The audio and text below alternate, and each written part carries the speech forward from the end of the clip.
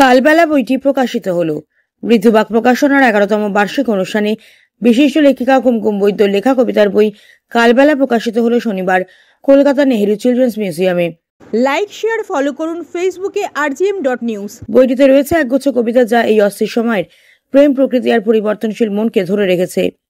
লেখিকা যত্ন সহকারে তার কথার মালা গেঁথেছেন।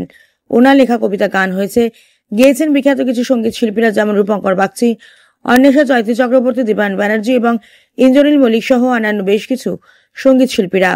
বইটির প্রচ্ছদটি করেছেন দ্য ফিউচার ফাউন্ডেশনের ছাত্রী এবং লেখিকার 11 বছরের কন্যা শুভেচ্ছা করিম।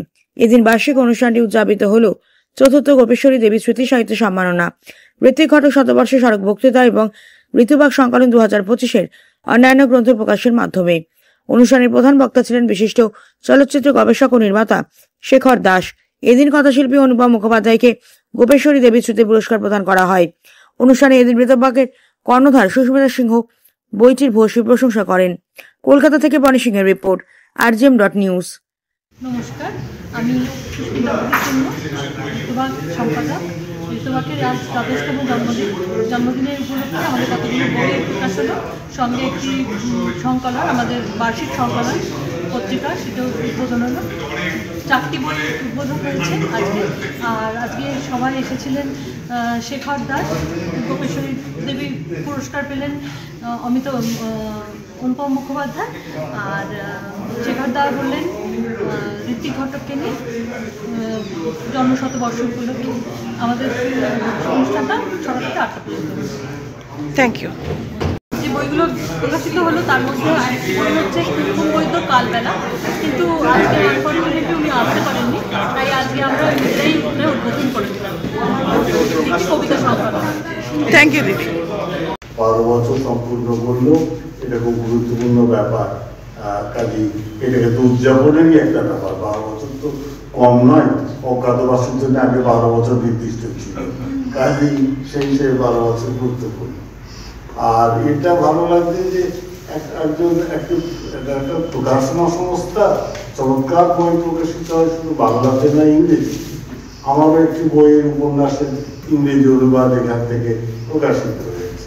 কাজী এবং সে ছাপা তার বইয়ের যে গোটা জিনিসটার লেআউট, যাকে আমরা বলি সজ্জা, সেগুলো অগ্রসজ্জা, সেগুলো খুবই ভালো মানে।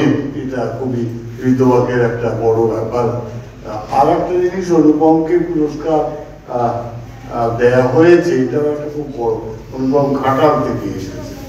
আসলে এটা ঠিকই অনুপম বলেছে, অনেক সময় পুরস্কার দেখা যায় যে কেউ কাউকে সামনে দেখলাম, তাকে বললাম হ্যাঁ তুমি তো পুরস্কার পাওনি, তোমার তো একটা পাওয়া উচিত। কাজী ঘাটাল থেকে যখন তাকে ডেকে এনেছি, তার মানে বোঝা যাচ্ছে যে কোথাও একটা ভাবনার মধ্যে সত্যি একটা চেষ্টা হয়েছে। দখল করে নিলাম।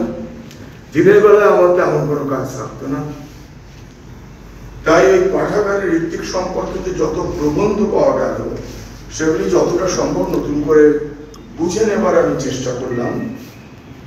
আর একটা অধ্যায়, অনেক সময় বলে না আমার জীবনই আমার জীবনটাই আমার দর্শন, আমার জীবনটাই আমার কথা, আমার বাণী, এরকম কথা আমরা শুনে আসছি।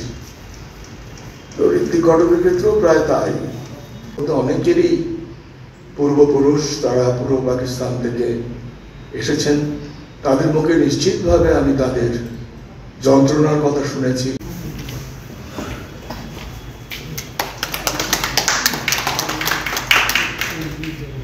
আপনার বাড়ি, অফিস এবং দোকানকে সুরক্ষিত রাখুন টোটাল সিকিউরিটি সলিউশনের সাথে।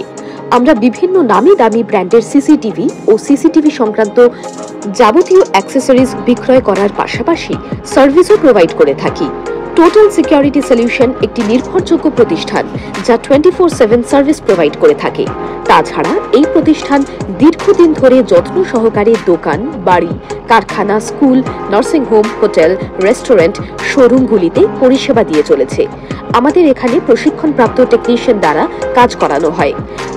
আমাদের ঠিকানা গার্ডেন রিচ, মেটিয়া ব্রুজ, কলকাতা 700024।